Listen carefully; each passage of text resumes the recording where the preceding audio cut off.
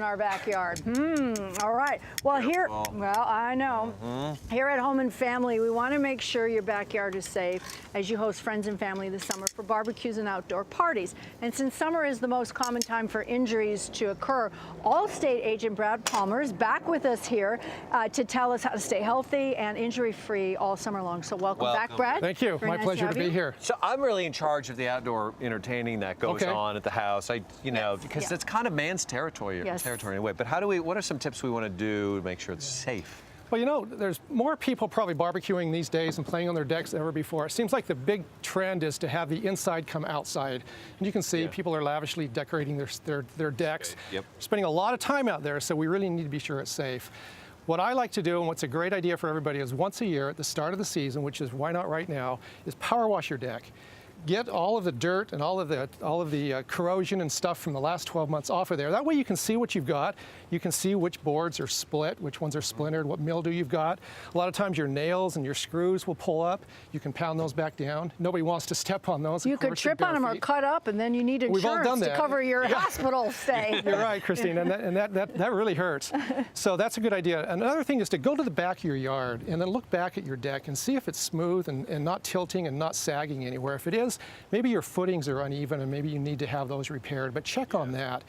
Also, where your deck comes up against your house, that's where most collapses occurs because the integrity of that deck, the way it attaches, has broken down and decomposed. So if there's cracks or the seal is broken and water's getting in there, not only is it decomposing that and perhaps mildew and mold inside your home and water damage, is that over time that's going to collapse your deck. So be very careful about that. Yeah, and if you do have it repaired, make sure they're licensed contractors. Exactly. Right? So important. So important. As we grill, and I'm grilling. Are you making meatballs? What are you doing? No, I'm not. Are you gonna give no, I'm doing. Listen, I take care of the boy. You can't stand it, can you? She cannot stand it right now that I'm actually in charge running the grill. I'm going to do a little barbecue in here to get things going. Give us some tips? Kids love, I've got my tips. We're doing asparagus because I like, if you're going to grill, do everything. Don't be going back and forth inside the house. I always try to find reason to do it out here.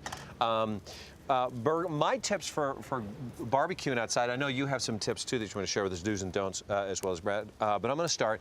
It's my favorite, right? Okay. Make a hamburger. You can start, hamburgers are always good round, so right. Start it, and then you slam it. Now you've got the good side started, and then you bring it on this side, and you can do the same thing. See, it's already started, and you're perfect. Now you just and then you're set. That's a great technique. Right? Yeah, bam, we got to do emerald. You got to do. Well, see, now look, this is the other thing. This is my other tip is you want to make a hamburger. You don't want to have it. A lot of times people will make it and then they just sort of do that, and it's too thick in the middle. So that's what I do. I like that. So you want to keep it flat.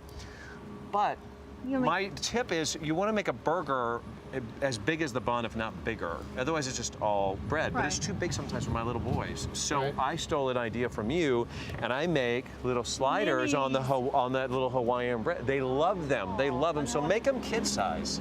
Make them kids. Whatever. You got some tips for barbecue and grill, right? Yeah, I do. Some really good tips. Now, Brett? The first tip I've got, and this sounds really obvious, people don't normally cook indoors with their barbecue or pull this indoors. Should they? They do. Believe me, they do. It seems like a bad choice, but when it starts to rain or if it's cold, don't pull it into the garage or pull it into your kitchen off your deck. Why not? So many fires occur from that, and you think, it's just going to be just a couple of minutes until the rain quits and I'll pull it back out. First of all, if you're using charcoal, for one, the carbon monoxide that gives off, odorless and colorless, and we know how tragic that can be with the carbon monoxide, but just don't do it. It's just a bad idea. What about that stuff that, that stuff you put on? Well, you know what I noticed underneath your table right here? This is the only thing you should use. Is just charcoal fluid. Don't use gasoline. Don't use alcohol. Oh God! Who uses gasoline? We've all gone there, and you know what happens. You have no more eyebrows, and your face is singed. So that's terrible. But so only use that, and never leave your grill unattended, not even for a few minutes. I've got a really good friend and a good neighbor that did that, and he came back out after a few minutes and the side of his house was on fire. Wow. Luckily he had a fire extinguisher, which I see you've got here, which is great.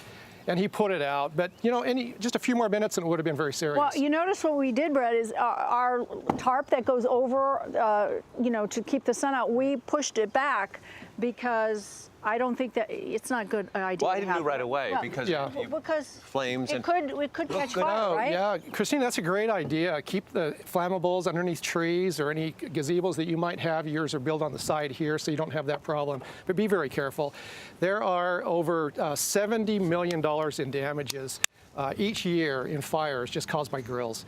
It's terrible. And probably about, they say, 20,000 just burns in the emergency room from people getting burned on the grill. So you have to be very Wow. careful. careful. You got to be careful of that. Yeah. You want to just wanna give taste your it's gonna be. hamburger.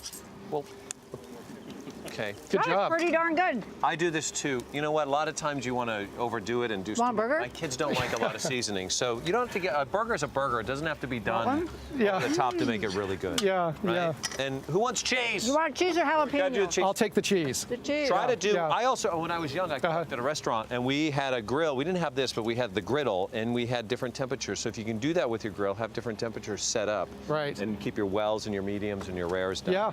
On the side. So, Looks good, Brad, thank you Christina. so much. You're sure Stay welcome. grilling Nice to be all here. this summer Thank you for and coming enjoy back. the Have a hamburger. outdoors. Enjoy For my yourself. grilling tips, Thank for you. Brad's safety tips, go to hallmarkchannel.com/home and family.